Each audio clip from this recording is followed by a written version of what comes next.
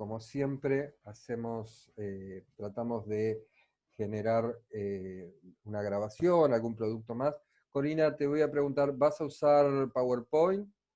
¿Te interesa Sí, trabajar? ¿Sí? Entonces sí, sí. te hago operadora.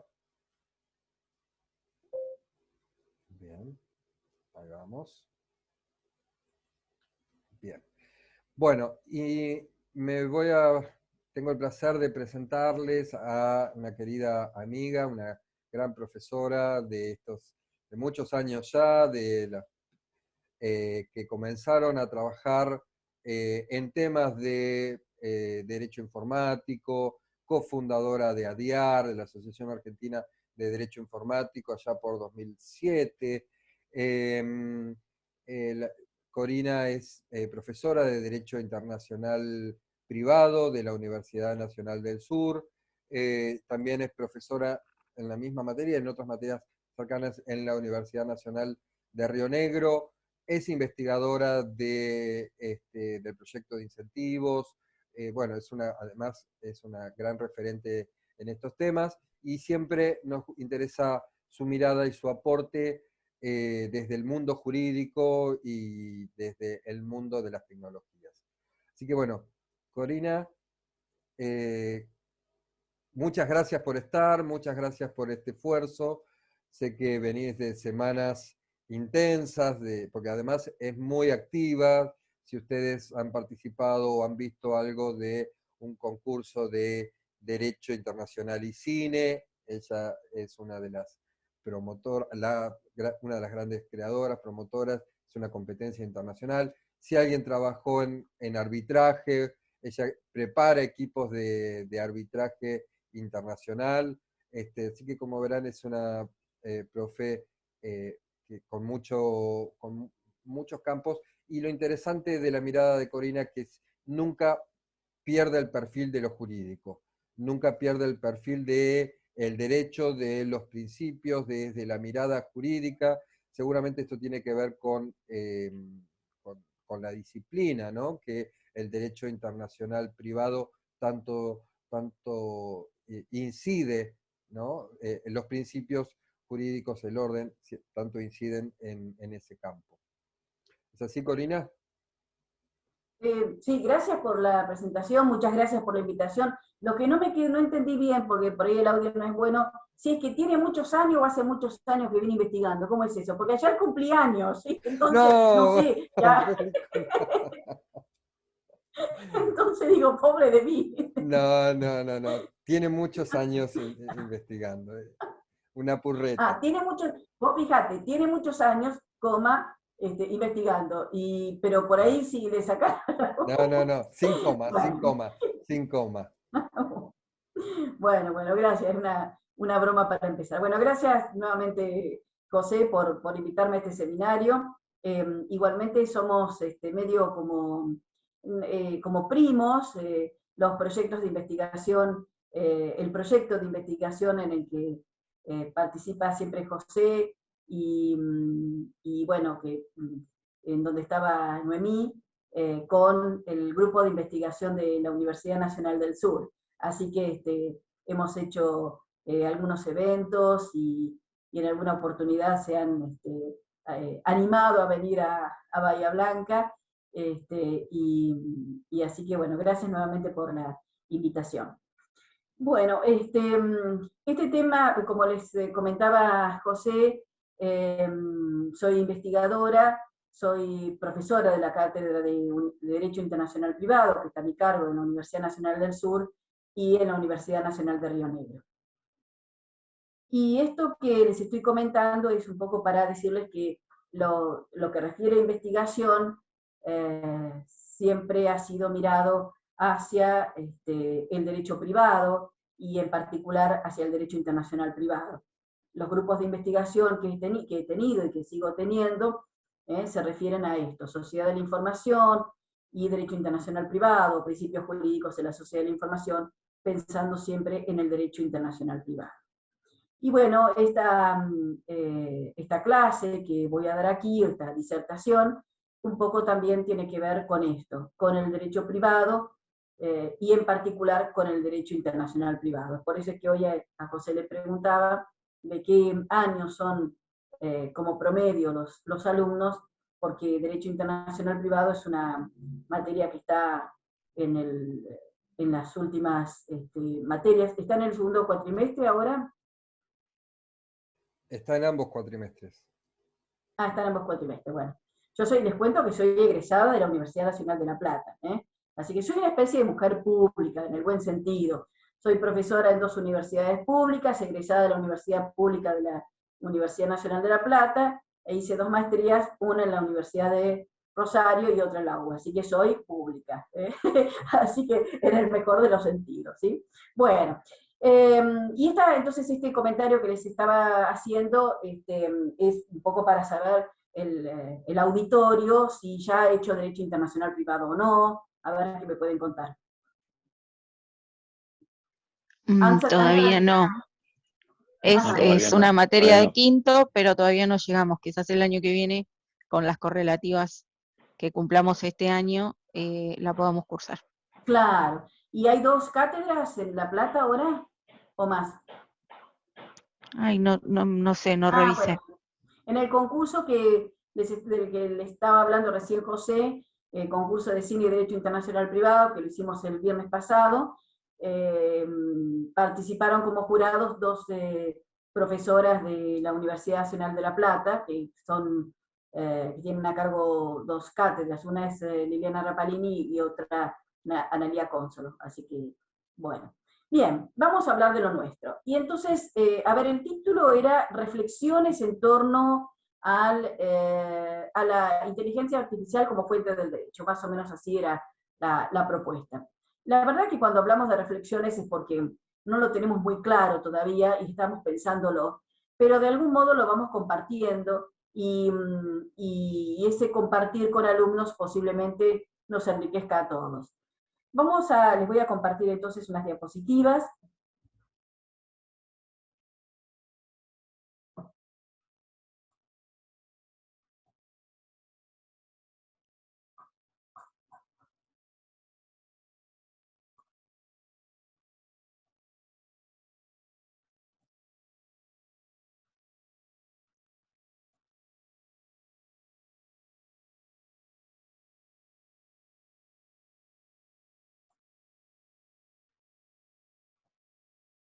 Por ahí mis diapositivas no son tan atractivas como los informáticos. ¿Viste, José, que los informáticos tienen unas diapositivas muy buenas? Con unas fotos. Bueno, me falta ponerle un poco de swing en eso, ¿no? Por ahí todavía estoy mucho con Yo soy de tu escuela, yo soy de la misma. Yo soy de la misma. Los míos son bueno, esto se está grabando, pero un aburrimiento. Que no quede grabado, que no quede grabado. Bueno, así que vamos a hablar de inteligencia artificial en la creación del derecho. Y acá les puse, bueno, antes que nada les comento, tengo por costumbre leer las diapositivas, después comentamos, agregamos, porque he comprobado yo como asistente a algún curso, charla, conferencia, que me encuentro con que el hablador, o el disertante, dice algo, quizás diga lo mismo seguramente que lo que dice la diapositiva, pero con distintas palabras. Entonces el auditorio o escucha o lee las diapositivas, bueno, yo la leo, hago esa aclaración. Sin perjuicio de que hagan todas las preguntas que consideren pertinentes, ¿sí? Para hacerlo más interactivo. La inteligencia artificial como fuente del derecho. Y esto es un poco una introducción que yo les puse, después vamos a ir desandando algunas cuestiones. Más allá de los grandes datos y de lo valioso que resulta la ausencia de arbitrariedad humana, la decisión lograda según un algoritmo que es producto de líneas de programación no necesariamente recogería las nuevas realidades a las que sí presta atención el juez cuando interpreta al derecho con la finalidad de dictar sentencia. Quizás con esto hagamos una introducción, les sirva como introducción o hasta como primera conclusión de lo que vamos a hablar. Y entonces, antes que nada, vamos a darle un repasito a lo que son las fuentes del derecho, ¿sí? Hoy por eso le preguntaba a José por dónde andaban en la carrera, pero una pasadita rápida a las fuentes del derecho seguramente no podría estar de más, desde mi punto de vista. Uno es la ley, acá tenemos una definición de carácter iusnaturalista, que dice que la ley es el precepto común, justo, estable y suficientemente promulgado. Pasamos, en las diapositivas yo se las paso a José. Avanzamos. Acá les puse algunos artículos de la Constitución Nacional sobre el proceso de formación de las leyes, o sea, dónde comienza, dónde puede tener principio cualquiera de un proyecto de ley.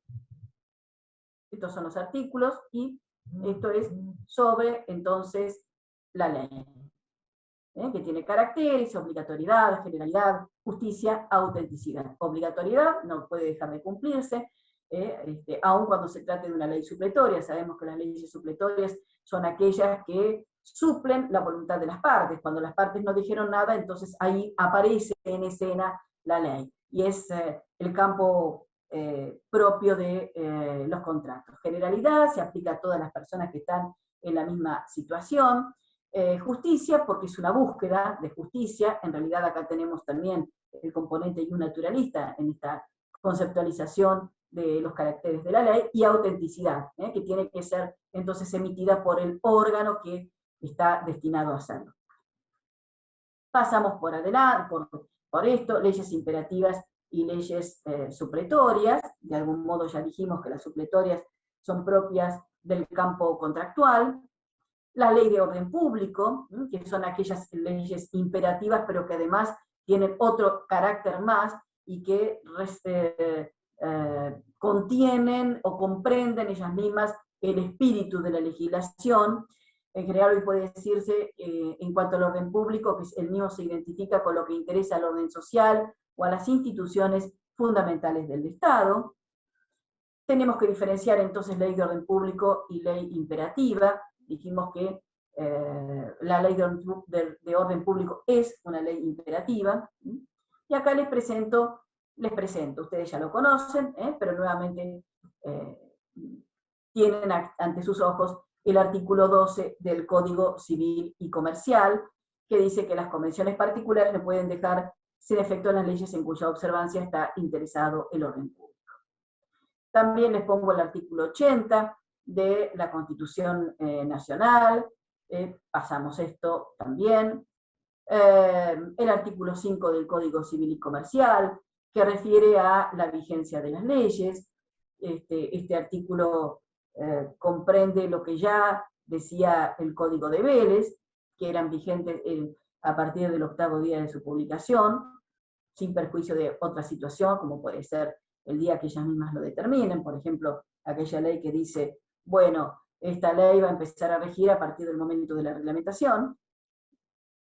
Y acá les puse, bueno, el decreto de promulgación del Código Civil y Comercial de la Nación. ¿Todos los aquí presentes estudiaron con el Código Civil y Comercial, o alguno empezó con el Código Civil? Todos son de la nueva era, digamos. Bueno. Sí, creo que sí. Sí, sí. Vamos a avanzar en esto. Algunos artículos de la Constitución Nacional, y otra de las fuentes del derecho es la costumbre. En cuanto a la costumbre, ustedes ya saben que tiene un elemento objetivo y un elemento subjetivo. El elemento objetivo es la repetición de actos, el elemento subjetivo es la conciencia de obligatoriedad de la ley. El artículo 1 del Código Civil y Comercial refiere a los usos y prácticas y costumbres, y dice que son vinculantes cuando las leyes o los interesados se refieren a ellos, o en situaciones no regladas legalmente, siempre que no sean contrarios al derecho. Así que este artículo 1 del Código Civil y Comercial recoge lo que ya establecía Vélez en cuanto a las relaciones entre la moral y el derecho, entre la moral y entre la costumbre y la ley. Esas clasificaciones que muchas veces se hacen secundum legem, praeter legem, contra legem. Bueno, la costumbre entonces es fuente del derecho en las situaciones en donde no hay ley, ¿sí? También puede serlo en el caso en que diga lo mismo que la ley, pero por supuesto no va a ser entonces fuente del derecho si la misma es contra ley. Y otra de las fuentes del derecho son los principios generales del mismo. Son una fuente reconocida expresamente por nuestro propio ordenamiento jurídico, y ante la pregunta de qué es un principio, bueno, es una idea rectora, son los pensamientos directores de una regulación existente o posible. Y sobre el particular, al menos se mencionan dos concepciones, la iusnaturalista y la positivista. Obviamente, la positivista es aquella que establece que van a ser principios aquellos que se extraen o que son de algún modo abstracciones de la norma escrita. En tanto que la concepción iusnaturalista va a tener otro tipo de componentes, no necesariamente las normas escritas, sino también otras normas que tengan en cuenta esos componentes, en donde está fuertemente presente el valor justicia. En realidad, hablar de principios generales del derecho no es sencillo, podemos hablar muchísimo sobre ello, y no, por las dudas no les pregunto, por si acaso no les pregunto, pero muchas veces me encuentro con alumnos de quinto año y si yo les pregunto qué es un principio general del derecho, a veces no saben muy bien qué es. No por desconocimiento, sino porque se les ha hablado tanto en la carrera sobre los principios generales del derecho que podrían a veces no saberlo. A ver, no estoy hablando de ustedes, estoy hablando en general. A lo mejor ustedes me pueden dar una gran clase sobre principios generales del derecho. Si alguien quiere ir aportando algo, puede levantar la mano y tocan ahí donde hay que tocar. Entonces yo veo, porque yo en este momento veo 4 cuadraditos nada más, como minimicé la pantalla para ver el PowerPoint, entonces veo, bueno, por lo menos hay presentes, está Julieta Santa Cruz y Martín Morgante, ¿sí? Están presentes, así que, y en realidad Julieta es la única que tiene cámara, así que Julieta, no te duermas para no desmoralizarme.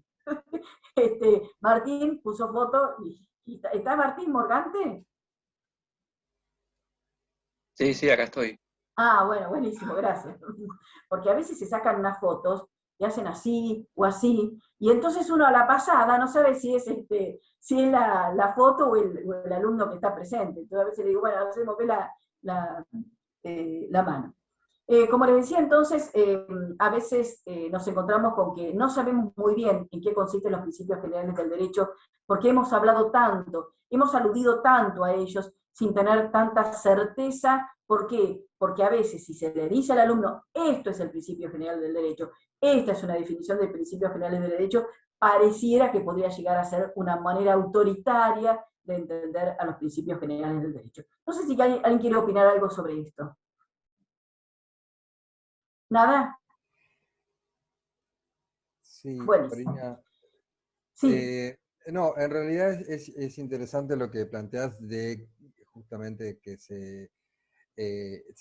trabaja tanto, y por eso es interesante tu presencia, porque se habla tanto de principios generales del derecho, y cuando yo creo que a lo largo de la carrera uno de los puntos donde más se lleva a referencia y mucho se trabaja en relación a este tema y las cuestiones de orden público y demás, es con el derecho internacional privado, porque constituyen una guía muchas veces que frente al no haber ley supranacional, no aparecen en presencia estas ideas, estas definiciones de los principios, o la apelación muchas veces instrumental a los principios generales del derecho, ¿no?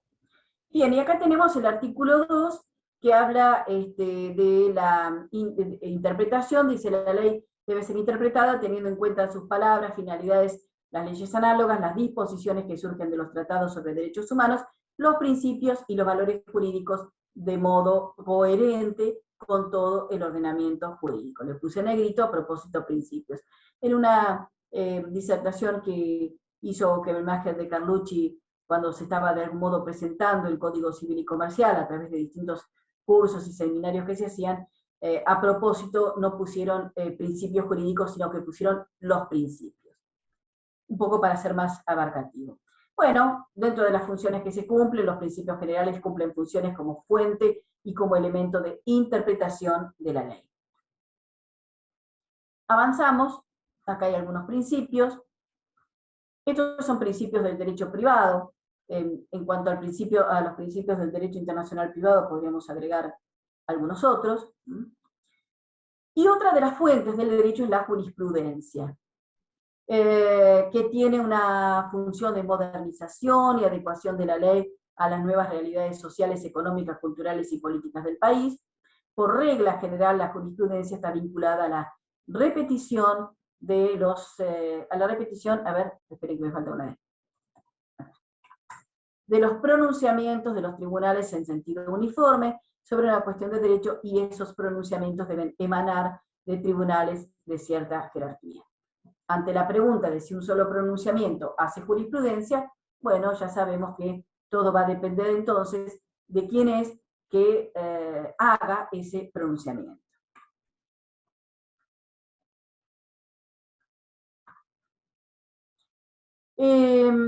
Hay modos de unificar la jurisprudencia, son modos procesales, sea el recurso de casación, sea el recurso extraordinario, o en el ámbito de las cámaras de apelaciones, por ejemplo, los tribunales plenarios. Y también otra fuente del derecho es la doctrina. Pasamos esto, también la equidad, que está contenida en ciertas normas del Código Civil y Comercial, la equidad que comenzó a ser una fuente del derecho a través de la jurisprudencia, fue receptada en el Código Civil de Vélez, y también ahora es receptado en el Código Civil y Comercial. Y entonces, bueno, esta miradita rápida de las fuentes del derecho solamente tenían como idea recordar en qué consisten, más allá del conocimiento que ustedes tienen sobre las mismas, pero un recuerdito sobre el mismo. Ahora vamos a ocuparnos más de lo que refiere a inteligencia artificial. ¿Y qué problema jurídico podemos detectar? Y comparto con ustedes en torno a las fuentes del derecho y la inteligencia artificial. Acá les puse un concepto de sistema experto, que es un sistema computacional que puede plantear posibles soluciones a determinados asuntos jurídicos, aplicando el conocimiento experto en la materia, así como explicar sus razonamientos. Y acá empiezan algunas preguntas. ¿La inteligencia artificial será admitida con potencial de crear jurisprudencia? Las decisiones logradas con un muy alto grado de precisión podrían replicarse en otras decisiones del algoritmo, en tanto se den las circunstancias previstas para llegar a esa decisión. Por eso es que la pregunta que yo les puse acá, ¿podría esta situación ser considerada de igual modo a cómo se considera la jurisprudencia?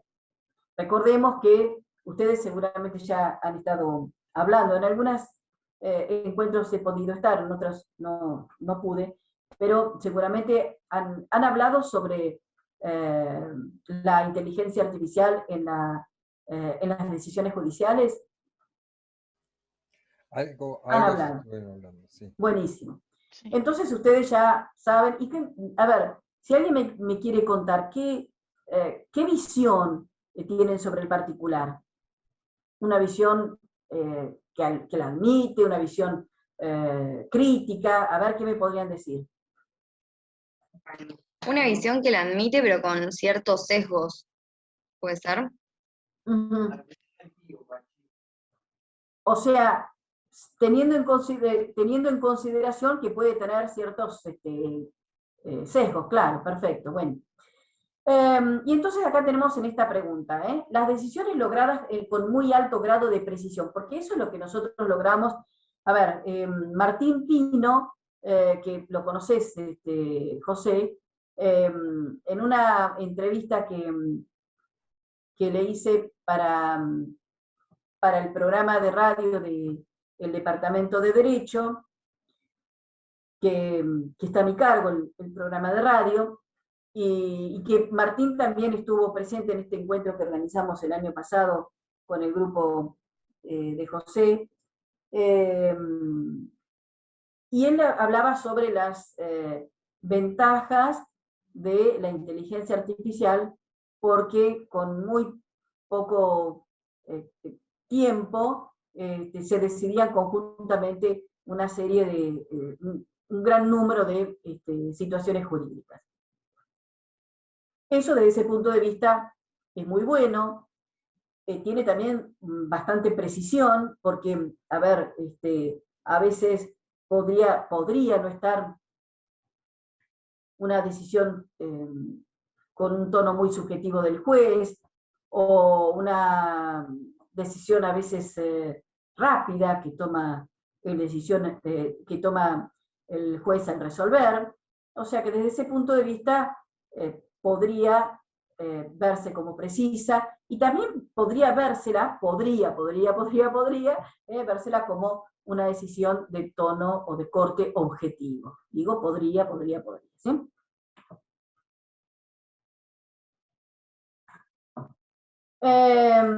Sin perjuicio de la existencia de clasificaciones de sistemas expertos, hay algunos autores que hacen ciertas clasificaciones, lo cierto es que resulta inminente que las decisiones tomadas mediante estos sean utilizadas a fin de emular por completo el razonamiento del juez. Y hay algunos que están sumamente comprometidos con este tipo de situaciones y que valoran mucho a estas emulaciones al razonamiento del juez. Bueno, cuando hicimos el año pasado el encuentro de docentes e investigadores en Derecho y Tecnología, bueno, vimos que había ciertas ponencias que habían presentado que valoraban muchísimo a la inteligencia artificial como forma de esto, lo que les estoy presentando, emular el razonamiento del juez. Las decisiones que se reiteran ante casos análogos. Ante la cada vez más cercana y efectiva emulación de la decisión del juez, y acá viene la pregunta, la existencia de esas decisiones generadas por inteligencia artificial muestra la posibilidad de que las mismas puedan ser consideradas como decisiones que se reiteran ante casos análogos. ¿Y ustedes? A ver, alguien que me podría decir sobre esto. Yo veo a Julieta y veo a Martín. No sé si hay alguien más que quiera hacer algún aporte. La hora es un poquito brava, pueden estar cansados, así que si colaboran, seguramente van a estar más activos y concentrados. ¿No hay nada para decir? Sí. Yo soy Florencia, perdón. Sí. No sé si estoy entendiendo del todo, pero no hay posibilidad de que, si se reiteran en casos análogos, no hay posibilidad de equivocación, no hay posibilidad de caer en una repetición tan excesiva que nos arroje quizás algo erróneo en algún momento, o como que se generalice demasiado. Bueno, yo Obvio, creo te que... hablo desde la ignorancia, perdón. No, está bien. Yo creo que en realidad el error como con la idea que nosotros tenemos de error no se produciría. No sé vos qué opinás, José. No creo. Podrían producirse otras situaciones, no de error. Sí, lo que me parece difícil, y justamente ayer en una clase del doctorado que tomaba con uno de los profes, planteaba cuánto hay de esa identidad en las decisiones de los casos, ¿no? Cuánta identidad hay sobre el caso o los conflictos que se toman absolutamente como idénticos en la jurisprudencia, cuando hay situaciones que no existe exactamente esa identidad, ¿no? Es esa cuestión de ese mismo matriz, esa misma...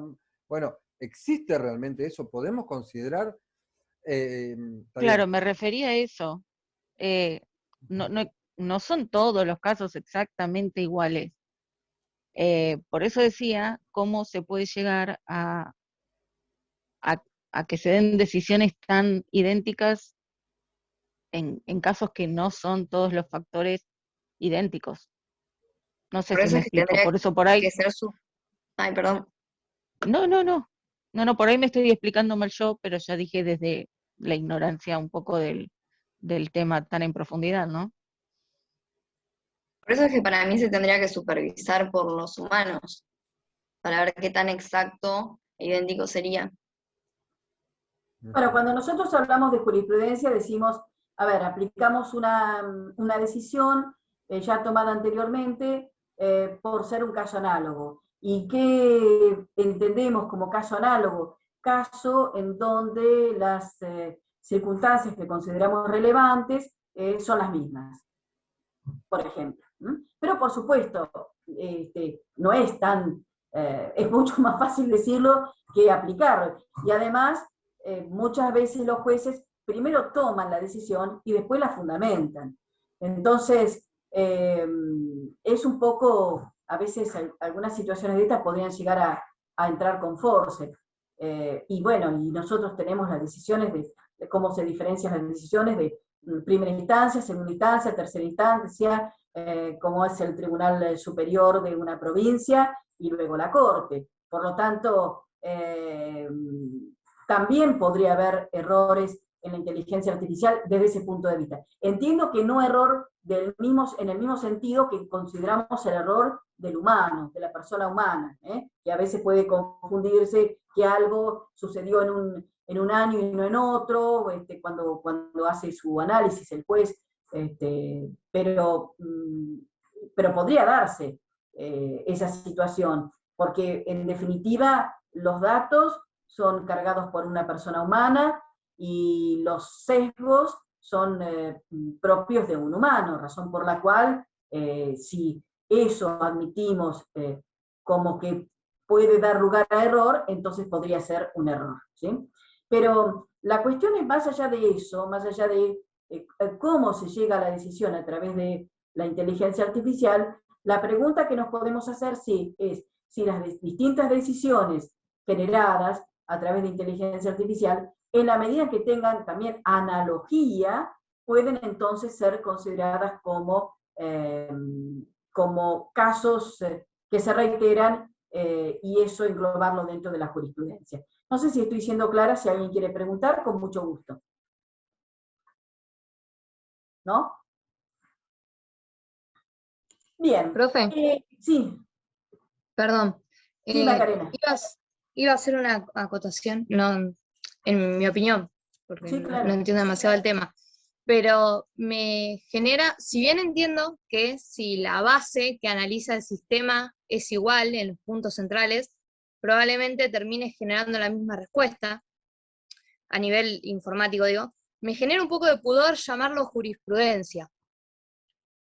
Entiendo que si tiene, si analiza lo mismo, va a dar el mismo resultado. Si nosotros le enseñamos o le explicamos algo y parte de esa base para dar una respuesta, probablemente sea igual. Pero de ahí a llamarlo jurisprudencia, como que me parece un poco mucho. Sí, me da impresión. Claro, entiendo, sí, la pregunta que usted hace, porque básicamente la jurisprudencia es aplicar a un caso similar la misma respuesta, ¿no? Claro. Pero la misma solución. Me iba a permitir corregirte la palabra pudor, pero dijiste al final dijiste algo que comprendió lo que yo esperaba. Es mucho, considerar la jurisprudencia es mucho. ¿Sí? Perfecto. Igual también se le suma que no estamos acostumbrados, o sea, que no es lo cotidiano. Estamos acostumbrados a la jurisprudencia porque sí, porque ya existe desde la antigüedad, pero no a esto. Hasta que pase un tiempo y supongo que nos vamos a acostumbrar, como claro, todo. Tampoco estábamos acostumbrados a que una sentencia fuera dictada por un sistema. Y ahora ya lo tenemos, ¿sí? Seguimos pero, avanzando. perdón, sí. Una cosa más.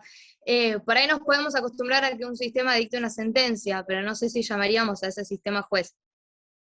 Creo que terminas generando el mismo problema, en términos, digo, va más por una cuestión de ese, por ahí tiene que ver con esto que dice Julieta, de ese miedo que uno le tiene, no al sistema en sí, o a la informática en sí, o a la posibilidad de reemplazo, lejos de todo eso, sino al humanizar tanto, o sea, al darle una figura humana a un sistema.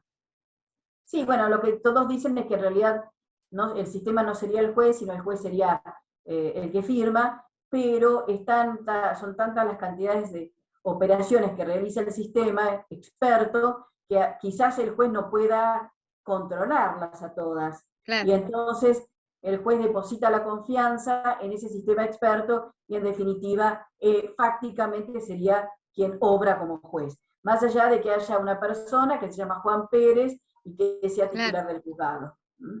Sí, termina con el mismo problema ese que hablábamos en otra clase cuando dimos lo de la caja negra, del deep learning, y de la cantidad de capas que tienen los sistemas que hacen que sea imposible determinar en qué capa se tomó una determinada decisión. Entonces termina generando lo mismo. Por más que un juez firme, no va a saber el razonamiento que hizo el sistema para llegar a esa conclusión. Claro. Porque casualmente lo que tiene que hacer el juez es contar en su sentencia cómo llegó a esa conclusión. ¿Sí? Bien, la relación entre la inteligencia artificial y el orden público internacional. La relación se enmarca en el ámbito del derecho internacional privado y la sociedad de la información. ¿Qué es el orden público internacional? El orden público internacional sería algo así como, y esto dicho con palabras mías, con palabras de Corina Iguales, no sé si exactamente lo dicen así otras definiciones, creo que luego tengo una definición, pero es un freno a la aplicación del derecho extranjero. El derecho extranjero es aplicado desde el derecho internacional privado en situaciones jurídicas internacionales. A ver, tenemos un ejemplo sencillito, considerando que nadie de los aquí presentes ha hecho internacional privado, perdón. O sea, tengo la idea de que la mayoría, pero ¿hay alguien que sí hizo internacional privado? Creo, ¿No? Macarena, vos sos graduada, ¿no? Sí, yo sí, profe. Sí, yo ya buenísimo. me recibí. Buenísimo. Entonces acá tenemos una internacionalista también, ¿o no? Oh, sí. Bueno, ¿disfrutaste la materia o te complicó un poco? Me gustó mucho. No me animo a hablar mucho igual, profe, en clase, pero me gustó mucho. Me gustó internacional público e internacional privado, las dos. Me gusta mucho cómo explica Rapalini, di con ella.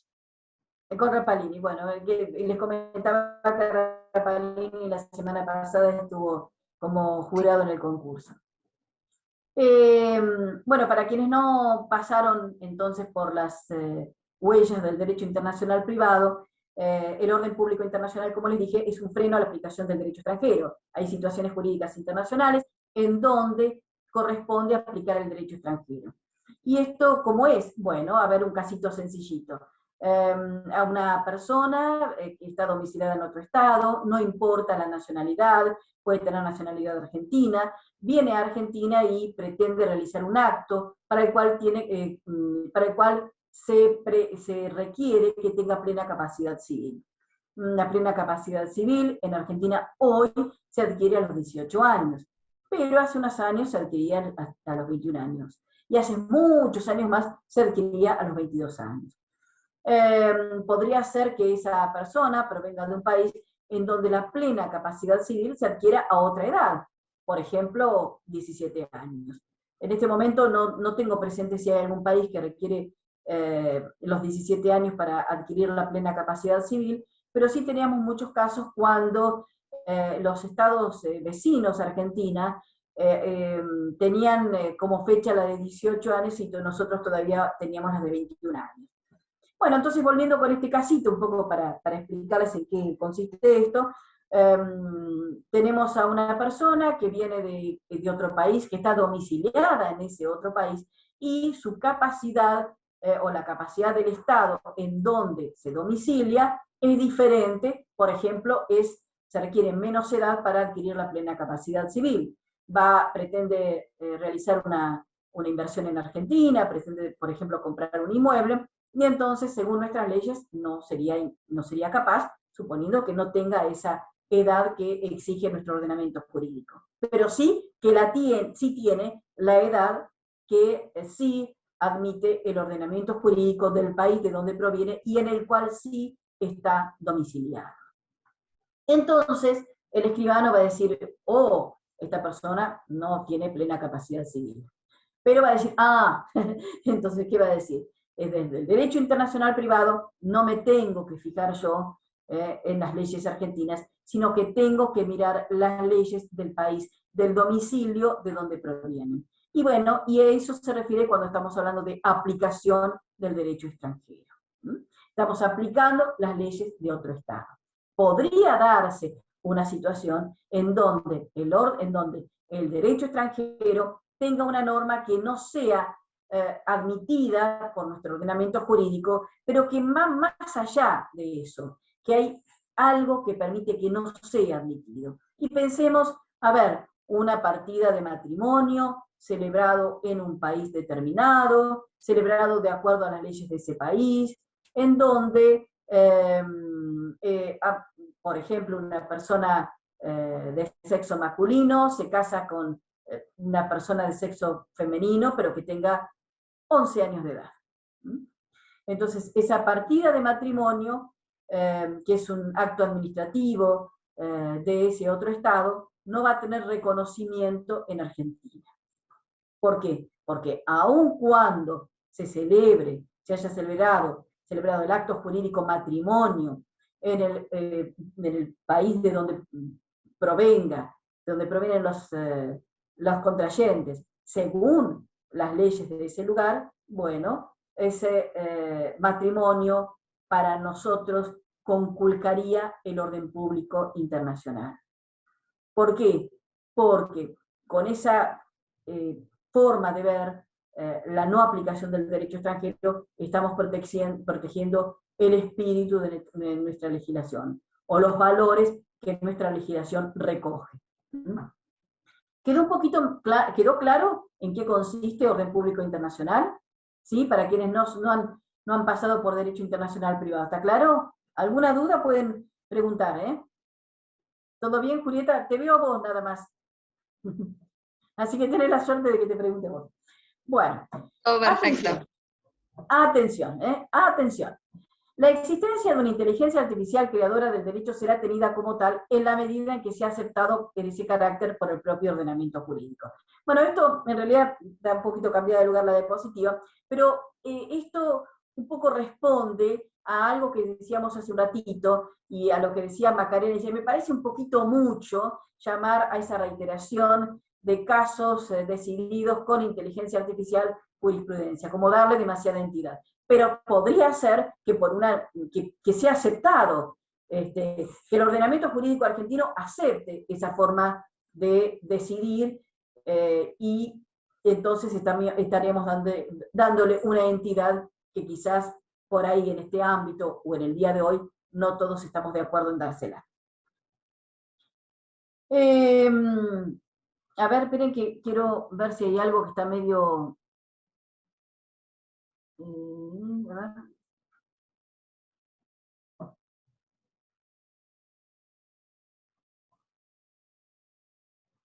Bueno, quiero... vistas. Vista de clasificación de... ¿no puedo cambiar? Sí, puedo. Acá está. Esperen un momentito. A ver.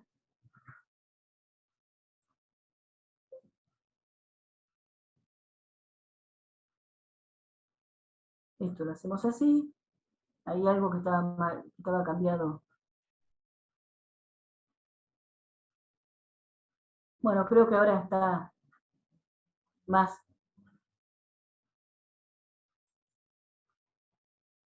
Esto lo pasamos, ya lo vimos, esto también, esto también.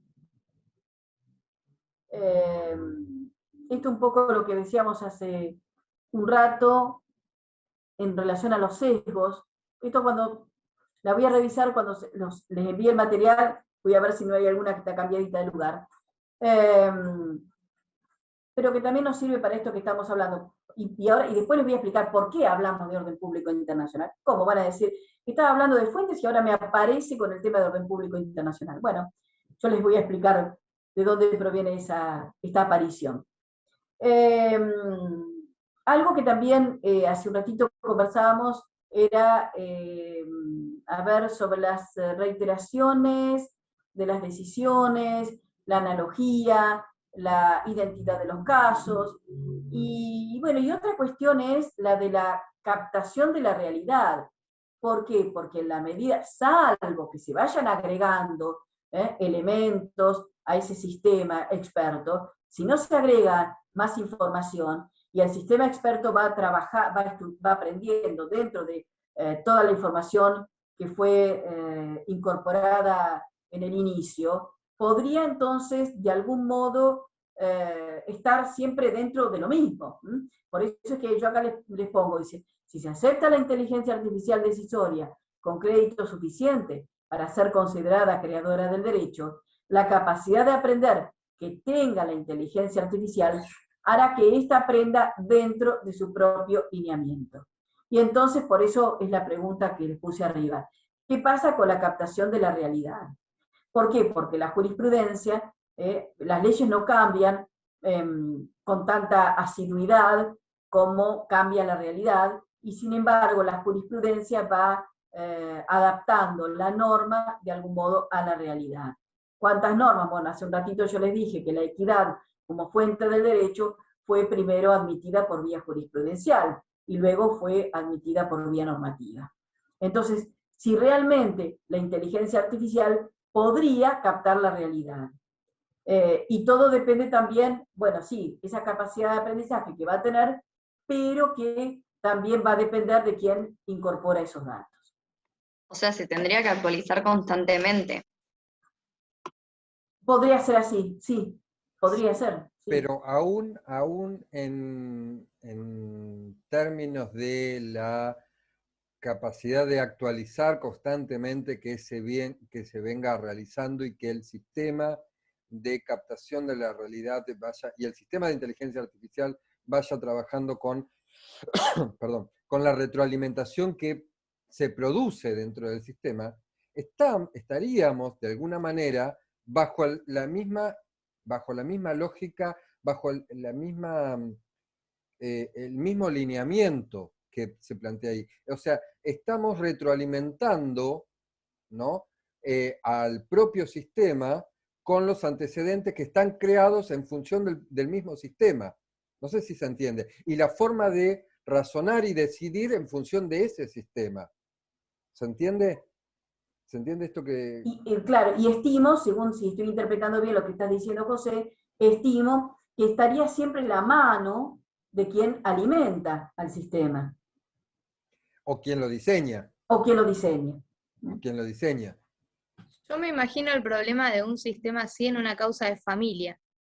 Tremendo, le agarra, empieza a fallar a los 2 segundos.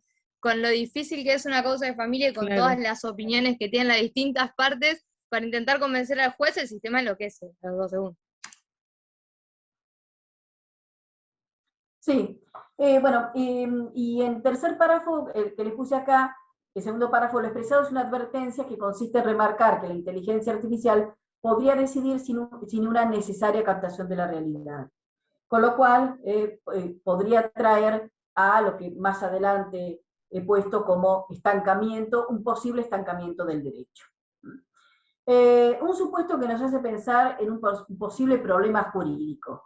La decisión en cuanto a la aplicación de la ley extranjera que vulnera el espíritu de nuestra legislación, o sea, lo que decíamos hace un ratito, el tema del orden público internacional. Tenemos que aplicar una norma extranjera, pensemos en el cumplimiento de un contrato. A ver, en Argentina no se puede hacer el contrato de alquiler de vientre, ¿no? ¿Se puede hacer? No se puede hacer. Pero en otros estados, bueno, no conozco la legislación, pero podría ser que sí. Entonces, ¿qué sucede si en Argentina se pretende iniciar una acción contra el demandado que está domiciliado en Argentina por cumplimiento contractual? Y teniendo que aplicar la norma del lugar en donde debe cumplirse ese contrato. Por ejemplo, en otro estado. Y que la ley de ese otro estado admita entonces el alquiler de vientre. No sé si he sido clara en el caso. ¿Alguna duda sobre esto? ¿No? Entonces, acá tendríamos un supuesto de orden público internacional. El espíritu de nuestra legislación no admitiría la aplicación del derecho extranjero.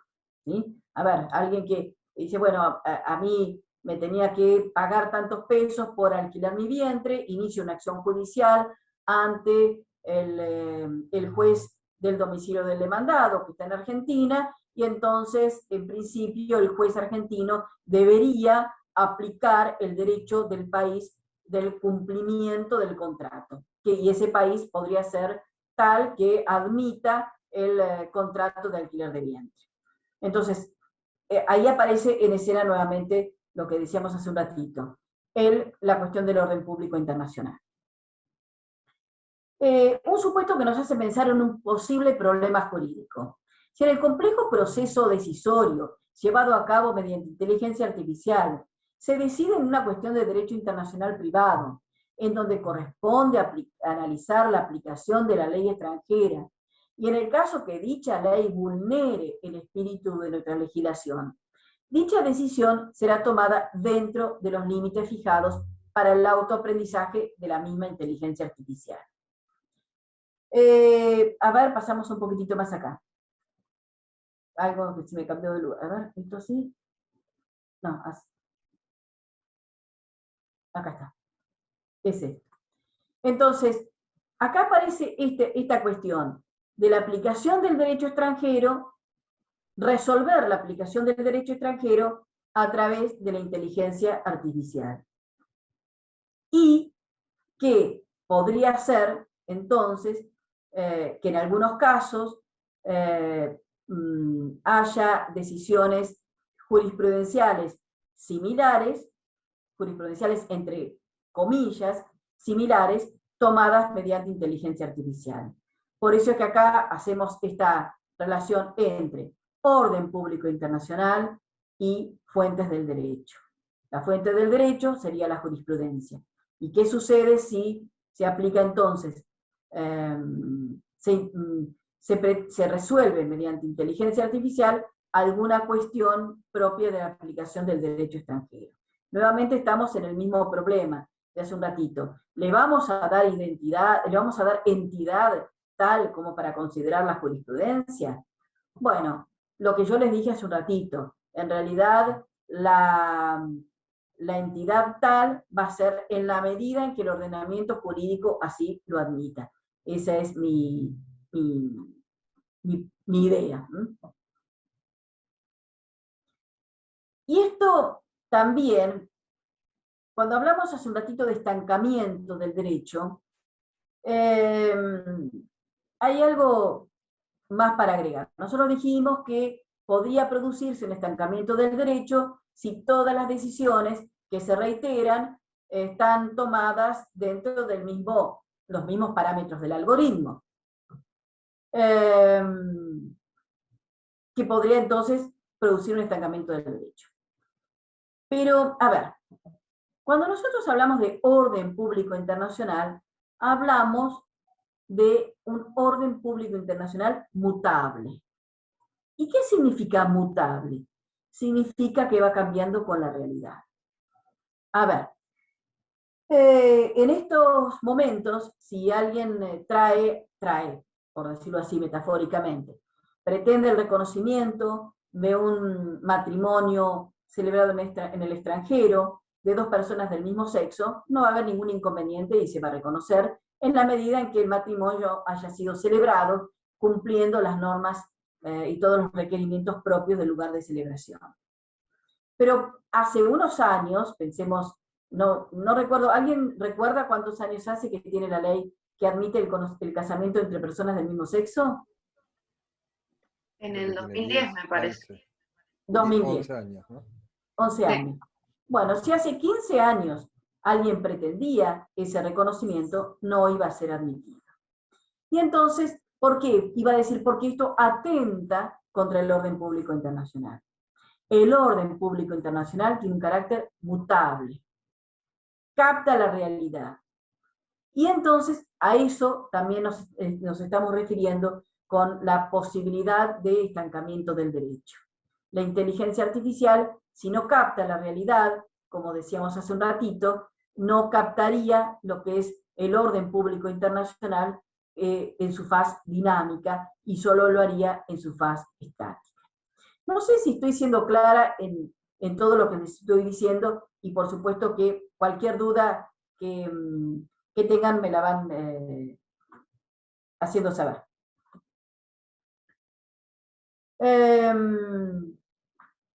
Lo que decíamos hace un ratito, aparece el riesgo de estancamiento del derecho, en concreto de su espíritu, el que seguramente podrá ser captado solo en su fase estática. Se deduce que si el derecho es dinámico, también lo es su espíritu, orden público, así como su orden público internacional.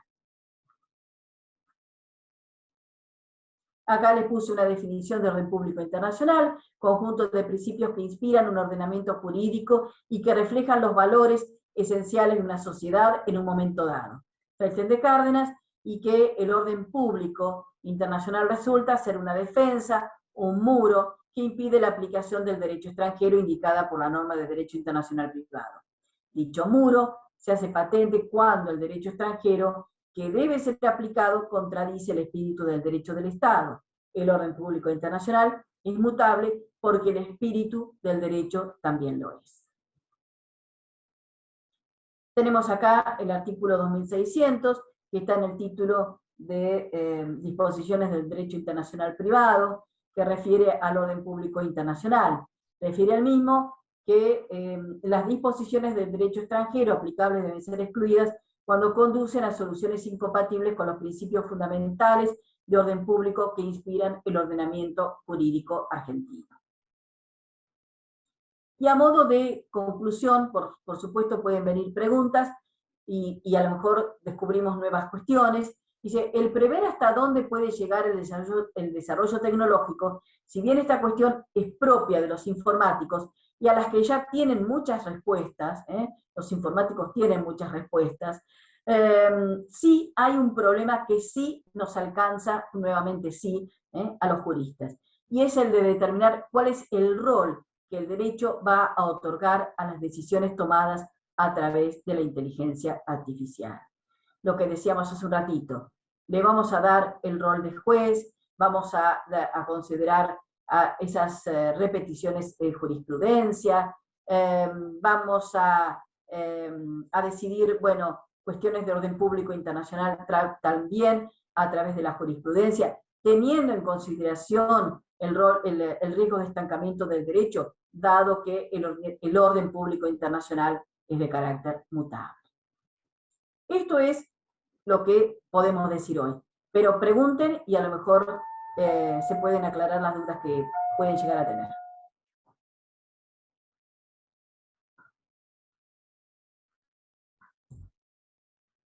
La verdad que quedó clarísimo. Sí, hasta ahora muy claro. Un momentito. Bien. Creo que también, por eso es que yo acá les puse, los informáticos tienen muchas respuestas, pero no son alcanzadas por los juristas. Y los mismos juristas informáticos, no todos tienen todas las mismas todas las respuestas, desde mi punto de vista. Hace bueno, sí recuerdo, en el encuentro de docentes e investigadores de derecho informático, de derecho y nuevas tecnologías, alguien me dijo, pero el domicilio no, el domicilio ya no existe más, es todo virtual. Y entonces digo, no, no es así. Está todo bien, sí, es todo virtual. Yo puedo estar trabajando acá, en Bahía Blanca, y puedo presentar un expediente, una demanda, puedo estar en una audiencia en la Ciudad de La Plata, por supuesto. Pero de todos modos, para lo que es el derecho internacional privado, y también el derecho local, necesitamos que la localización.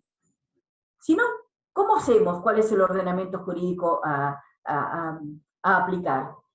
¿Cuántas veces escuchamos disertaciones que son maravillosas y que nos dan muchísima información y que nos presentan unas diapositivas muchísimo más interesantes que las mías y más entretenidas, en donde nos explican un montón de cosas y no siempre nos indican la norma dentro de la cual van a ser el encuadre jurídico de esa situación?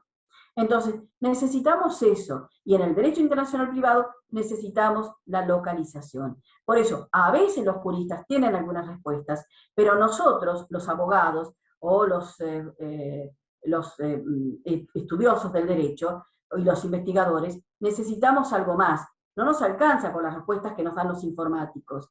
necesitamos a veces trabajar en conjunto. Ellos nos pueden explicar qué es la inteligencia artificial, me pueden dar todo un curso de qué es inteligencia artificial y me pueden dar muchísima información que hoy no tengo sobre la misma. Pero los problemas jurídicos los venimos a descubrir nosotros, los abogados.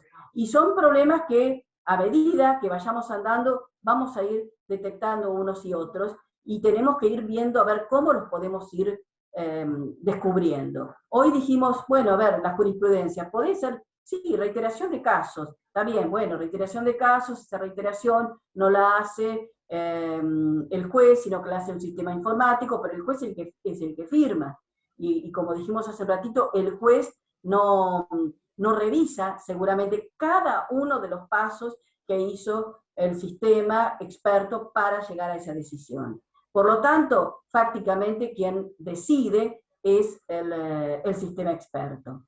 Entonces, ¿hasta dónde vamos a darle entidad a todo esto? Es maravilloso todo lo que hace, pero atención, todas las otras cuestiones que se nos pueden presentar, creo que son muchas, y muchas de esas van a algunas cuestiones no tan sofisticadas del derecho, pero sí, por ejemplo, ir a las mismas fuentes del derecho, a los mismos principios generales del derecho. Así que bueno, esto es lo que he preparado, y no sé si alguien quiere hacer algún aporte. Sí, Ay, perdón, profe. gracias, Corina. Ah, sí, perdón, dale, por favor, sí. No, que a mí tengo cierto resquemor a la palabra sistema experto, ya que no deja de ser algo creado por el hombre, y el hombre suele fallar y mucho, entonces digo, ¿qué tan experto puede llegar a ser?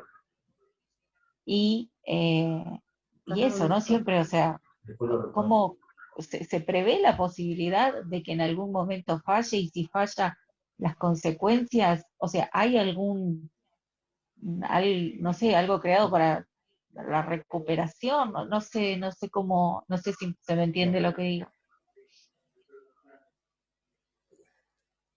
Sí. Pero aparte, sumando un poco más en esto que estás planteando, más allá de la denominación y este carácter de experto, hay un poco, y con la emergencia, y con esto que nos estaba planteando Corina, y me hace pensar justamente en otras cosas que tienen que ver, bueno, en definitiva, la jurisprudencia, a través de un, como dice, el sistema experto y demás, nos plantea una verdad, ¿no? Estamos determinando una verdad, o sea, una verdad construida, ¿no? A partir de determinadas composiciones y razonamientos que me presenta el algoritmo. Entonces estamos ante, como dice algún autor, estamos frente a la emergencia de un aletheia algorítmica, de una verdad algorítmica que construimos, que utilizamos y en base a las cuales, ¿bien?, se van tomando las decisiones, y en este caso, pensando en la jurisprudencia, se van tomando las decisiones, perdón, se van dictando decisiones en función de esa verdad construida a partir de, como dice Florencia, de un sistema experto, que se considera experto, porque tiene una tendencia a disminuir a lo más posible, supongamos, me pueden decir todo lo que sea, en relación a reducir la incertidumbre o el nivel de riesgo, pero en definitiva estamos construyendo esa verdad y que se plasma en la jurisprudencia, ¿no? Entonces, en la ponderación de la prueba, en la construcción justamente de razonamientos jurisprudenciales. Bueno, ahí hay cuánto hay de esta construcción de verdad en función de un algoritmo. ¿Qué entidad le damos, ¿no?, a esa verdad algorítmica construida a partir de un razonamiento que está basado en aspectos que, como abogados, abogadas, jueces y demás, muchas cuestiones podemos llegar a entender, arrimar, entender por dónde va, pero el diseño y los componentes, en definitiva, se nos escapan muchas veces. A mí se me escapan muchísimas, por supuesto. Yo José, perdóname que te interrumpa, yo voy a hacer más allá de lo que yo piense, voy a tratar de contraponer algo a lo que vos dijiste. Esa verdad algorítmica. Pero también alguien podría decir, esto independientemente de lo que yo piense, simplemente quiero contraponer algo a lo que vos dijiste, un poco para generar el debate. Pero alguien también podría decir, a ver, en definitiva, la jurisprudencia, ¿qué es? Son decisiones similares, en casos análogos, tomados ¿por quién? Por los jueces, que a veces pueden pensar de una determinada manera, porque por una cuestión sociológica, por una cuestión cultural, y hasta por una formación que se tiene. Y entonces también ahí tendríamos una igualación, pero bueno, y por ahí aparece el juez que se decide a innovar, ¿no? Un poco quería contraponer a lo que vos decías, bueno, a ver cómo podemos resolver esto. No, claro, pero yo tendería a pensar más en una verdad construida a partir de la sana crítica o el razonamiento concreto de un sujeto que pueda, en quien pueda yo confiar y que me pueda explicar y que pueda explorar esa razonabilidad y esa verdad construida que me lo está diciendo, ¿no? ¿Se entiende? Me parece, ¿se entiende ahí la diferencia por ahí? No sé qué piensan. Yo la tengo clara y estoy en realidad como vos, pero quería moverte un poquitito, moverte un poquitito la silla, que no te sientas tan cómodo con lo que dijiste, pero sí, obviamente, yo pienso como vos, pero alguien también podría decir, bueno, a ver, y los casos que se repiten porque hay una formación jurídica, sociológica, de determinada manera, y no todos los jueces en la práctica se animan a cambiar, ¿no? Sí, pero pienso como vos, por supuesto. Claramente. Pero pienso lo mismo que vos, José. Bien, pero me parece súper interesante estos planteos que hacen a la concepción, porque fíjense, estamos apuntando a las concepciones mismas del derecho, estamos apuntando a la construcción de determinadas certezas, más allá de lo normativo, más allá del derecho positivo, más allá, estamos tratando de llevar la incidencia, el nivel de impacto de la utilización de estas tecnologías digitales, no dejan de ser justamente tecnologías digitales, con una complejidad mucho más superior a la que veníamos conociendo, veníamos manejando, pero que nos impacta tanto y que a su vez tiene una fuerza tal, una fuerza culminatoria tal, que al partir de esa verdad determinada sacrosantamente por el algoritmo, se hace muy difícil al operador jurídico, al juez, al abogado y demás, contradecir lo que el algoritmo me permite, me presenta, ¿no? ¿Cómo hago para justificar que me tomo una decisión más allá de lo que me dice la máquina, ¿no? Si quizás en mi decisión están habiendo situaciones de ética o de información que como juez o jueza se podría tener en cuenta y ser un factor determinante en la decisión que se vaya a tomar. ¿Se entiende el planteo? Entonces, ¿qué verdad le estamos dando? O sea, ¿cuánta fuerza, cuánto poder le estamos dando a esa verdad construida que, es cierto, la entiendo, la interpreto, reconozco el valor, la importancia y demás, pero ¿Dónde queda el poder de decisión no el poder de decisión? El poder de decisión del juez, la moral, la ética, nuestro propio razonamiento que es humano y está lleno de un montón de variables que influyen, y vos tenés que confiar ciegamente en una decisión que te arroja un algoritmo y decir, sí, bueno, firmo. se pierde, o sea, ¿dónde queda la Yo creo que razonabilidad también humana? está como la dicotomía que existe entre que muchas veces, al tener tantas composiciones, esa determinación que da el juez, justamente termina siendo injusta. O sea, los dos sistemas pueden llegar a ser injustos, porque el juez obviamente tiene que ser objetivo y todo lo que sabemos, pero muchas veces no lo es. Entonces, esto también puede ser una solución para que esas subjetividades no terminen entrando, o esas posiciones personales, o bueno, lo que sea, ¿no? Sí. ¿Alguien podría decir, uy, no, está bien, habla. No, voy por dos partes.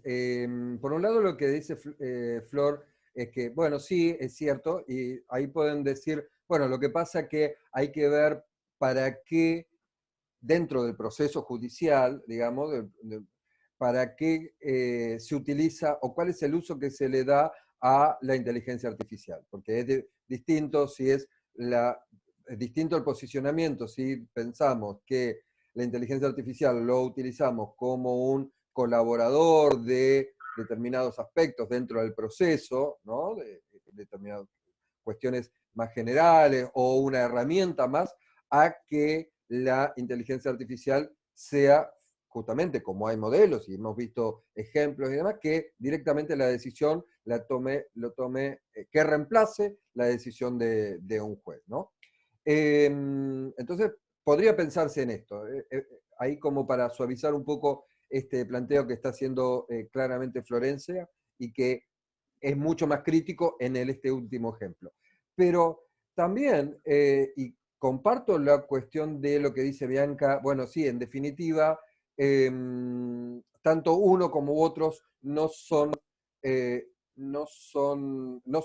exactos. Puede haber injusticias, puede haber errores, El problema, muchas veces, o mejor dicho, la cuestión que se viene frente a estas situaciones es cómo discutís frente a una inteligencia artificial. ¿Cómo pones en situación si vos no sabés los elementos que componen esa caja negra que es el algoritmo en función de la toma de decisiones? Quizás dentro de la decisión que pueden tomar los humanos, ¿no? Como jueces y demás, hay algunos elementos que, está bien, no me va a decir, bueno, francamente, fui inequitativo o fui corrupto, pero hay una posibilidad de auditoría, se me ocurre, un poco mayor, un poco más,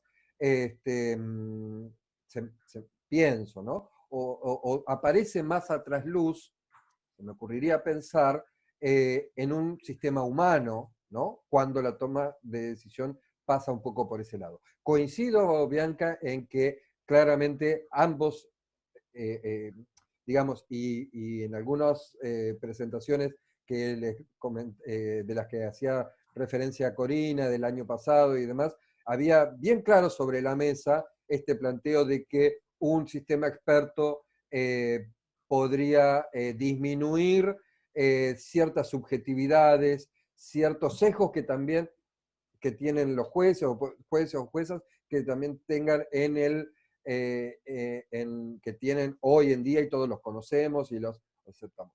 Pero creo que es tenemos mucho más elementos como para auditar, si vuelvo con esa palabra, o revisar o entender, ¿no? Qué factores fueron determinantes e incidieron en una determinada decisión, mucho más fácil en un sistema que en otro, ¿no? Es una opinión y un punto de vista. No sé, perdón que también algo más. Un poco vinculado a lo que vos decís, podría aparecer una pregunta que realmente, un poco para resumir lo que vos decís, me parece a mí, es ¿qué diferencia hay entre los sesgos de un sistema experto y la carga cultural, valorativa de un juez? Hace muchísimos años, hablando con una ex jueza, y estábamos creo que estábamos en las Jornadas Nacionales de Derecho Civil, y no sé por qué salió el tema, y yo decía, bueno, yo considero que un juez de algún modo, por ejemplo, un juez de familia, va a resolver de acuerdo a vivencias personales. Y me decía, no, de ningún modo. Bueno, obviamente, no debe hacerlo.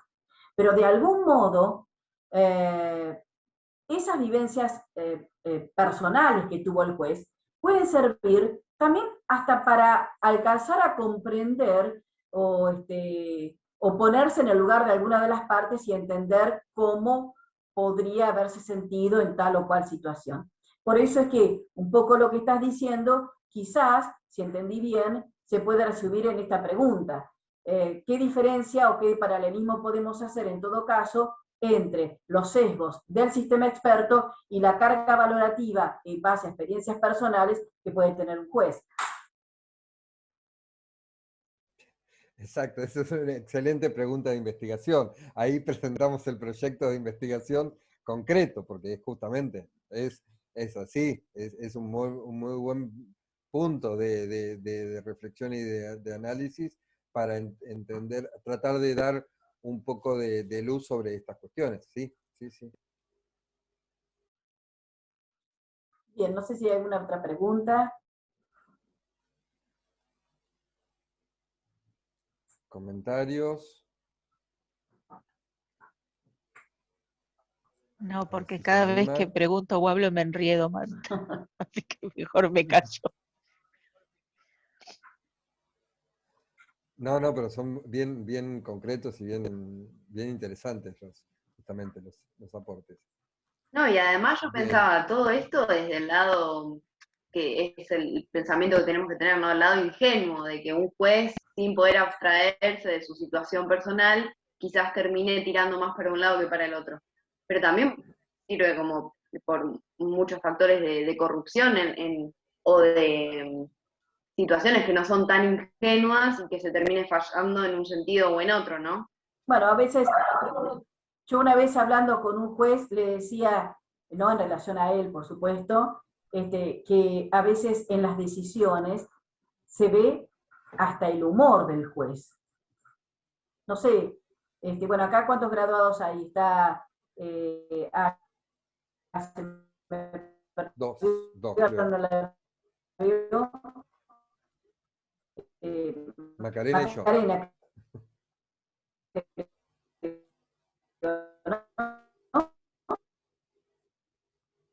¿Macarena? No, sí, Macarena y quién más, José, graduado así, es como que no vengan con más vueltas, no pidan más esto, no, bueno, no sé, yo por lo menos a veces advierto el humor del juez, aun cuando me lo escriban y lo vean en la MEP, ¿no? Pero, y después otra cosa que quería comentarles, y en base un poco a lo que estuvieron conversando todos, es, sí, cómo verificar todo el razonamiento que lleva a cabo el sistema experto, pero viéndolo del otro lado, viéndolo como abogado litigante, casi se podría decir que podría haber una especie de desequilibrio, ¿no? Porque a veces nos va a costar muchísimo más, posiblemente,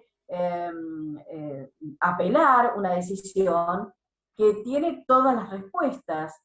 Y nosotros apelamos a una determinada decisión, haciendo nuestra investigación doctrinaria, jurisprudencial, y no teniendo todas las respuestas.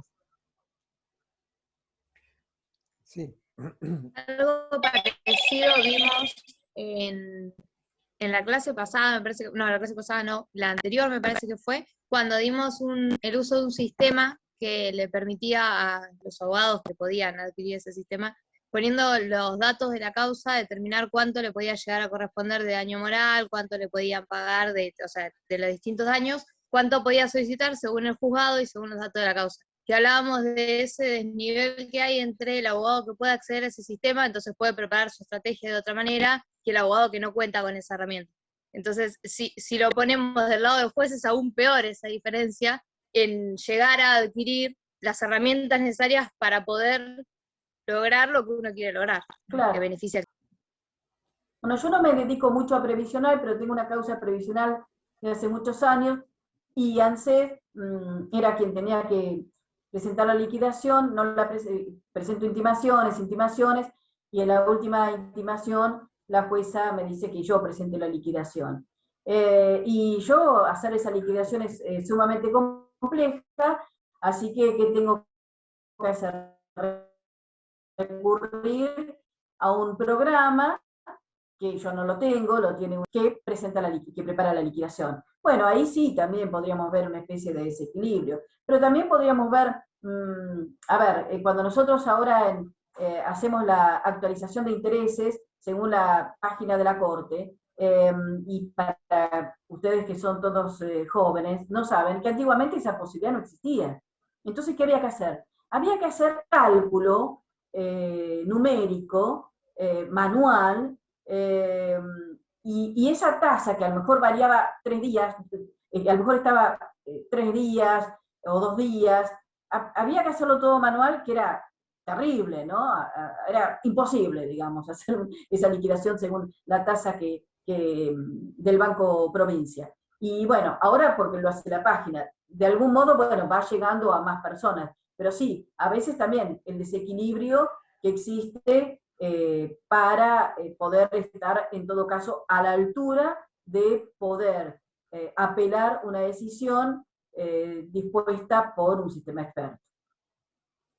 Sí, y además, otro de los puntos que también tiene que ver, que se me ocurre, y esto no es algo nuevo, por supuesto, es uno de los puntos que en muchos ámbitos, en muchos foros de discusión sobre inteligencia artificial, sobre todo inteligencia artificial en el ámbito del derecho procesal o de la digitalización del Poder Judicial, vemos, es, bueno, ¿cómo recurrimos? ¿Cómo apelamos?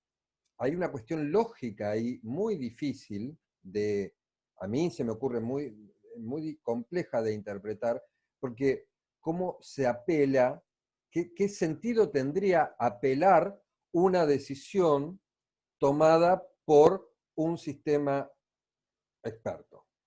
O sea, la cámara, ¿qué sería? ¿Una computadora más grande? Digamos, sería... Claro, tendría que ser más experta la cámara claro. que el sistema de la primera instancia, digamos. Entonces, entonces no tiene sentido tener una tecnología de inteligencia artificial para una primera decisión, si después habría otra revisión que también sería con otro tipo de algoritmo más sofisticado, entonces no tiene sentido la primera. Entonces, ¿qué pasa con esa construcción de jurisprudencia en base a, que además forma parte de la construcción de jurisprudencia, ¿no? Las apelaciones, todos sabemos que la jurisprudencia fundamentalmente aparece la mayor fuerza concomitante está en los tribunales superiores. Entonces, me parece una circunstancia que desde lo lógico jurídico y de las garantías del derecho, estamos en una encerrona, ¿no? Estamos frente al absurdo, en este decir, bueno, tenemos una máquina más grande, un sistema más experto, ¿no? La versión beta o la versión, ¿no? En ese sentido, sobre esa misma tecnología de inteligencia artificial que se aplicó a un caso. Entonces, se aplicó en primera instancia al caso. Entonces, aparecen estos problemas, ¿no? Sí, Macarena, ¿querías decir algo? No, iba a decir que encima la única solución creo que sería determinar que hubo un error en el razonamiento por parte de la inteligencia artificial y no lo podemos ver porque es parte de la caja negra del deep learning, de los sistemas expertos. Entonces es yo plantearía, por ejemplo, en primera instancia que la respuesta la tenga en cuenta la inteligencia artificial y que si se apela entonces ahí decía el juez. Claro, pero Julieta, bueno, todo el mundo apelaría. Bueno, primer punto, correctísimo, formato de abogada, pero cuasi abogada, todo el mundo apelaría. Pero en segundo lugar, si nosotros queremos apelar, la apelación se basa en poder cuestionar un razonamiento de un juez. ¿Cómo hacemos para entender el razonamiento frente a la opacidad que encierra la inteligencia artificial? ¿Cómo decimos? Bueno, no, pero lo que pasa, doctora, que hay un sesgo porque está cargado que, bueno, los hombres son más violentos o determinada clase social tiene... Los hombres... Entonces, Sí, ¿cómo es hacemos para imposible que el entender juez ahí? adivine la motivación que tuvo la inteligencia artificial en Excel. Exacto. Alguien podría decir entonces, y hoy que tengo ganas de contraponer, hacer comentarios diferentes u opuestos a los que hace José, pero con la sola intención de debatir, alguien podría decir, bueno, entonces, ¿qué pasa? ¿Nos quedamos con los errores humanos? ¿Preferimos la imperfección humana a la perfección de la máquina? Es como decir, bueno, preferimos, no sé, hablar... que alguien camine no sé cuántos kilómetros para ir a hablar con alguien y no habla por teléfono, que es tan fácil hablar por teléfono solo porque algún día la línea se puede cortar. Touché, no.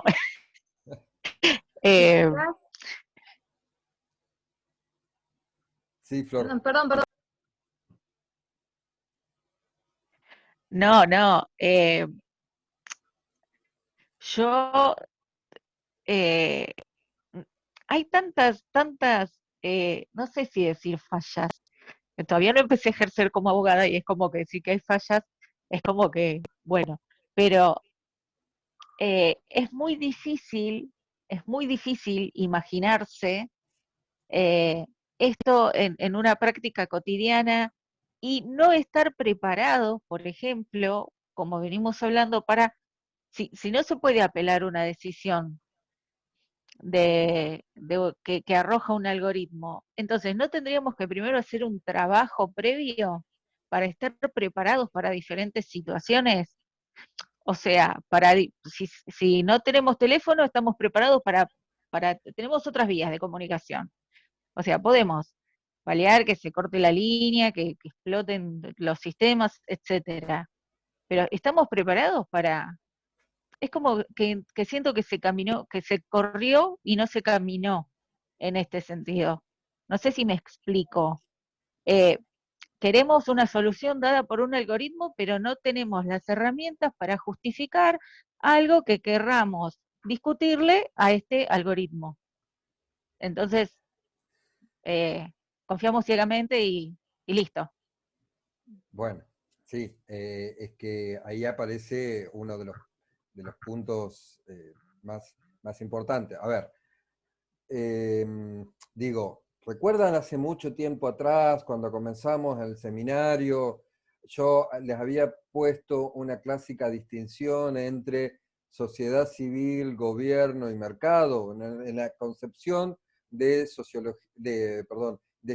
de la sociedad de la información como sistema, ¿no? Entonces, donde decía, tengamos en cuenta estos tres elementos, la sociedad civil, el mercado y el Estado como componentes de la sociedad de la información o como subsistemas de la sociedad de la información en los que nos encontramos en el desarrollo de la inteligencia artificial. ¿Recuerdan aquellas diapositivas? Bueno, en ese sentido, ahí aparece justamente esto que marca Florencia, ¿no? Hay, en un tiempo muy corto, exponencialmente acelerado, se han provocado, no quiero decir que es de la mano del mercado, ¿bien? Y donde claramente sí hay una preponderancia del mercado por sobre la sociedad civil y sobre los estados, ¿no?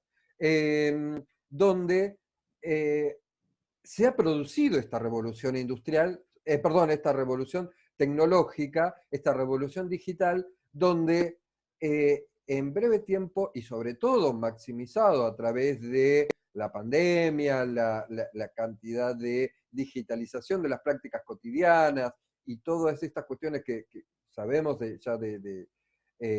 muchísimo, pero que nos han empujado y nos vienen empujando. Y hoy hay inteligencia artificial que se aplica en el proceso judicial. Y lo hemos visto, y no necesitamos ir a ver otros sistemas en otros países, o no necesitamos ir incluso a ver Prometeia. No, hay concretamente, hoy hay aplicaciones de inteligencia artificial en los tribunales,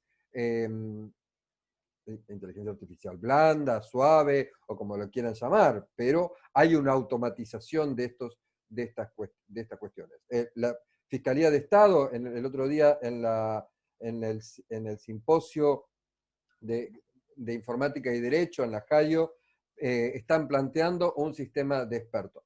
A mí me llamó mucho la atención una respuesta que hubo en el planteo. Yo tuve oportunidad de leer el paper, de ver la presentación y demás, que es un proyecto de inteligencia artificial. Si quieren después les paso el paper cuando esté publicado, pero que está utilizando Fiscalía de Estado, y me parece genial, porque es necesario, porque hay determinadas cuestiones que obviamente la inteligencia artificial ayuda, ¿no? Ayuda muchísimo, facilita, reduce tiempo, facilita tareas, pero que lo estaban desarrollando. Cuando yo les pregunto, ¿qué pensaron o cuánto hay en relación a la previsión sobre sesgos algorítmicos que puedan llegar a tener? Y me llamó la atención que decían, no, en realidad no prevemos que pueda llegar a haber sesgos algorítmicos en este desarrollo, porque es muy elemental, solo sirve para simplificar determinados escritos, quizás de mero trámite o determinadas contestaciones, se lo prepara todo al abogado para que el abogado después revise y dictamine. Ajá, bien. Mi pregunta es, obviamente no quise entrar en polémica, pero sí seguramente vayamos a trabajar un poco más con este equipo, seguramente en el futuro. Pero en esa construcción de escritos que se hacen, hay jurisprudencia, hay determinados antecedentes que se toman en cuenta a la hora de dar una respuesta y dar una de las opciones para que el abogado. En esa selección de antecedentes, en esa selección de jurisprudencia, ¿no hay algún aspecto político, algún aspecto? Obviamente, ellos son ingenieros, informáticos, estas cuestiones quizás no se detienen, pero como abogados sí tenemos que detenernos, ¿no? No hay una observación de cualquier selección de jurisprudencia, marca un determinado posicionamiento. Entonces, si selecciono una, me gusta más una que otra, bueno, puede haber un sesgo o no, no lo sé, pero lo tengo que despejar esa duda en relación a esto. Por eso me parece interesante que pensemos en esto. No pensemos que el sesgo podría no llegar a pasar. No, siempre tengamos presente que en cualquier, lo decíamos hoy, en cualquier situación, sea de humanos, como decía Corina, ¿no? De posicionamientos o ideologías o puntos de vista o socialización del propio juez o de la propia autoridad que vaya a hacer, o por parte del algoritmo, siempre va a haber sesgos. ¿Bien? Entonces, tengamos en cuenta esto a la hora de pensar en el diseño de tecnologías de inteligencia artificial. Agarro el micrófono yo y no paro de hablar, perdón, ustedes. Yo creo, profe, que también quizás el problema está en que estamos acostumbrados a esto que nos enseñan en la facultad, de que el derecho siempre viene atrás de los cambios sociales. Y quizás sea momento de que el derecho empiece a caminar a la par o sea adelante, aunque parezca ciencia ficción lo que uno vaya a plantear, un poco a estos cambios para empezar a solucionarlos antes de que todo se empiece a ir de las manos, por decirlo de esta manera. Y para eso es necesario que los abogados sepan de informática, pero no solo de derecho informático y de pensar que puede, sino de saber hardware, software, todo cómo funciona un sistema informático, cómo funciona inteligencia artificial débil, la fuerte y todo. Sí, fundamentalmente yo creo que más allá de aprender estas cuestiones, que son importantes por supuesto, no salirnos tanto del derecho y empezar a visorar cuáles son los problemas jurídicos que se van a presentar. Y ahí sí, una vez descubiertos o detectados ciertos problemas jurídicos, ahí sí recurrir a los informáticos. Y ellos nos van a dar las respuestas, pero las respuestas técnicas. Es más o menos como cuando un mecánico nos va a indicar qué problema tiene el motor del auto. Si el distribuidor, si, bueno, o qué otra parte de lo que podría ser el motor del auto. La verdad que no entiendo nada, a lo mejor el distribuidor no forma parte del motor 100%, pero primero no, yo creo que primero quedarnos en el derecho, ver cuáles son los problemas jurídicos y hasta plantearnos problemas jurídicos que a lo mejor pueden ser una soncera porque pueden estar perfectamente resueltos consultando a algún informático, pero a veces si nos vamos mucho del derecho y nos ubicamos mucho en la informática, nos pasamos por alto algunas cuestiones. Y esto que les decía hace un ratito, en el encuentro del año pasado, alguien me dijo, pero no, el domicilio ya no va más. Alguien trato de recordar el nombre de pila para, a ver, sí, te voy a dar el nombre de pila, sí, te lo acordás, por supuesto el nombre y apellido no te voy a dar. No, el nombre completo no te voy a dar, Karen. ¿Te acordás, Karen? ¿La ubicás? No, dice, domicilio no va más, es todo virtual. No, necesitamos un domicilio físico. Todavía necesitamos un domicilio físico para saber qué cosa, para saber dentro de qué estado se están desarrollando ciertas acciones, tanto sea en el ámbito privado, en el ámbito público y en el ámbito del derecho internacional privado. Necesitamos eso. No todo es virtual. Sí, es maravilloso, pero bueno, a ver, cuando nosotros empezamos a trabajar sobre el tema de sociedad de la información, derecho internacional privado, una de las primeras cosas que escribí, unos primeros párrafos, o por lo menos que utilizaba para empezar a presentar algún problema jurídico, una ponencia, era decir que alguno he escrito con Noemí, dice, las fronteras siguen existiendo en la sociedad de la información, porque todos escribían hace 20 años, sí, las fronteras no existen, sí, es cierto, hacemos un clic y no sabemos con quién estamos contratando, con qué lugar, con qué ordenamiento jurídico nos estamos vinculando, si es de Argentina, el mismo ordenamiento jurídico de Argentina, o uno de afuera, o uno extranjero, pero siguen existiendo. Y la prueba es que algunos países cierran las fronteras, dicho esto metafóricamente, a Internet.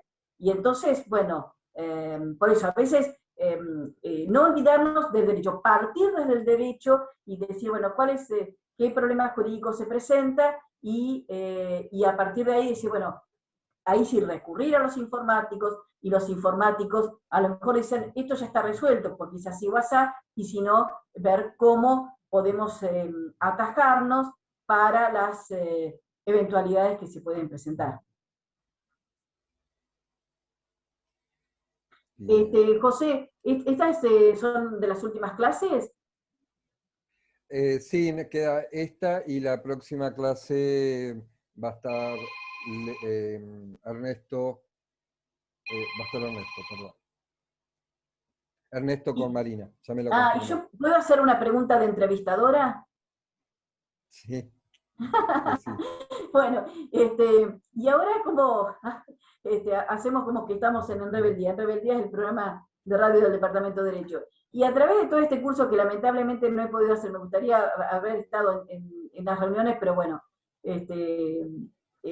todos los viernes tengo clase en la Universidad Nacional de Río Negro y terminaba casi sobre el momento, y bueno, necesitaba respirar un poco luego. Lo sé. Muchas gracias por el esfuerzo de hoy, Corina. No, muchísimas por favor. Gracias. Y la pregunta mía es la siguiente, y que te hago a vos o a los alumnos, ¿no?, de este curso. ¿A qué conclusión va llegando cada uno en base a todo lo que estuvieron viendo? Algunas conclusiones me parece que las estoy viendo reflejadas en las opiniones que van dando, pero no sé si pueden ir dando alguna información. La verdad que aprendí muchísimo porque no tenía ni idea del tema y aprendí un montón, me doy cuenta, porque ya tengo hasta mi opinión formada más o menos. está bien, no tan enriquecida como la de ustedes, pero la tengo. Y nada, que para mí siempre, o sea, que hay muy pocos avances en la Argentina, aunque nada, se lleva a cabo, y que por lo tanto se tendría que, o sea, yo pienso que van en etapas y que por ahora todavía tendría que haber una supervisión humana sí o sí, por los sesgos y por todo.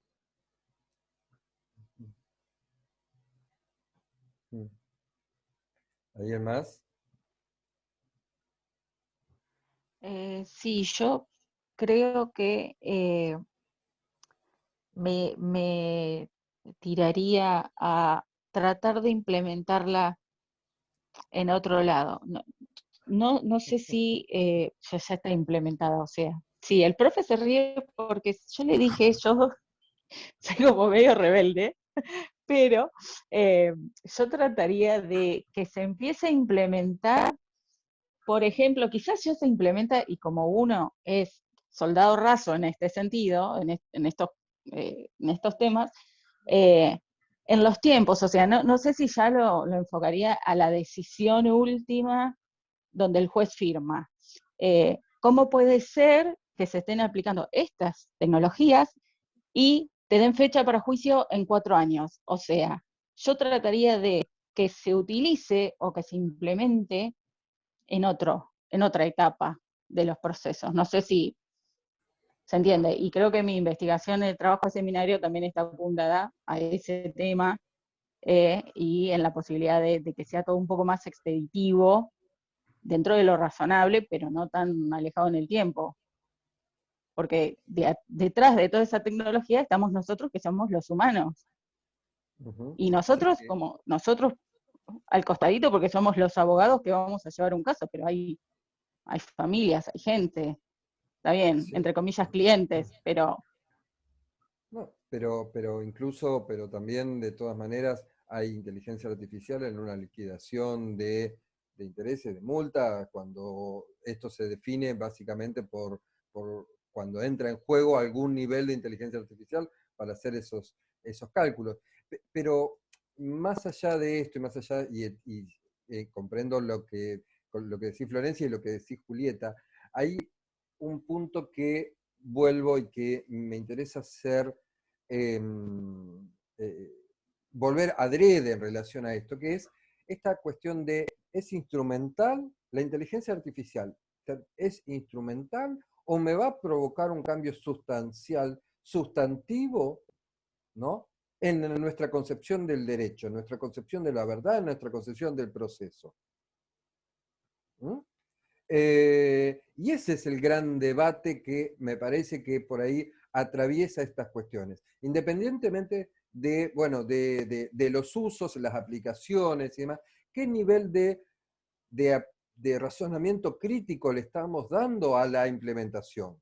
¿No? ¿Es para todo igual? Entonces, cuando empezamos a hacer por lo menos estas distinciones, ¿no? Es instrumental, es sustancial, hay un proceso de, recuerden esto que yo les había comentado, de apropiación de la tecnología, este proceso de ir negociando con la tecnología de acuerdo a la compatibilización o integración de códigos jurídicos y de códigos algorítmicos, ¿no? De códigos binarios, por así decirlo. Bueno, en este proceso, ¿cómo vemos esto? ¿Cómo nos detenemos frente a este fenómeno que sí es, la inteligencia artificial está atravesando muchísimas de nuestras cotidianeidades sin que nos detengamos a prestar atención que estamos condicionados en muchos aspectos por estas tecnologías. Entonces, si ya estamos condicionados en nuestros aspectos, en nuestras decisiones, y yo no sé cuánto de instrumental hay y no viene produciéndose un efecto sustantivo en algunas cuestiones que hacen a nuestras decisiones, a nuestros posicionamientos, por decir un aspecto, ¿no? Posicionamientos ideológicos, políticos o el que sea sobre el gusto de la peli o la serie que voy a ver cuando termine el seminario de inteligencia artificial, ¿no? O a la noche, ¿no? Ahí hay un punto que voy a seguir insistiendo me sigue haciendo ruido y es un tema de atención que me parece que les voy a ser insistente en sus trabajos, en que se pongan a pensar, en poder pensar estos aspectos como para darle un sentido crítico, pero crítico en el buen sentido. A ver, siempre el sentido crítico es bueno, ¿no? Porque siempre nos permite mejorar lo que ya tenemos. Pero este sentido crítico de ir un poco más allá de lo que nos ofrece el mercado, de lo que nos ofrece la comodidad, de lo que nos ofrece las necesidades de tiempo que tenemos, etcétera, y a pararnos a observar y razonar en función de esas cuestiones. Así que bueno, por mi parte, nada más. Corina, te dejo el cierre de la clase. Gracias nuevamente. Y me quedo con esto último que dijiste, que me parece muy interesante, en ese posicionamiento que tenemos que hacer y diferenciar la cuestión sustancial de lo meramente instrumental. Eso me parece que es sumamente importante para saber cómo vamos a seguir caminando en el derecho y qué va a ser el derecho, ¿sí? Así que eso lo destaco, lo rescato para mí, y nuevamente gracias por la invitación, ha sido un gustazo, y bueno, y si no hay ninguna pregunta más, yo me despediría. Bueno, Corina, muchísimas gracias. A alcanzar. José, en mis clases tengo por costumbre decir lo siguiente: ¿tienen alguna duda? Y entonces les aclaro antes que se haga un gran silencio. Eso sí, si nadie, pueden decir que sí o que no. Si nadie dice nada, empiezo la clase otra vez. Entonces, ante ese riego, todos alguna cosa dicen, o por lo menos dicen, no tengo ninguna duda. Bueno. Ninguna duda, muchas gracias. Ninguna duda. Bueno. Chao, me despido entonces. Que tengan un lindo fin de semana. Muchísimas gracias. Gracias. Un beso, Muchas Martina. gracias por la beso, clase. Corina, muchas Igual, gracias. un gusto. Gracias.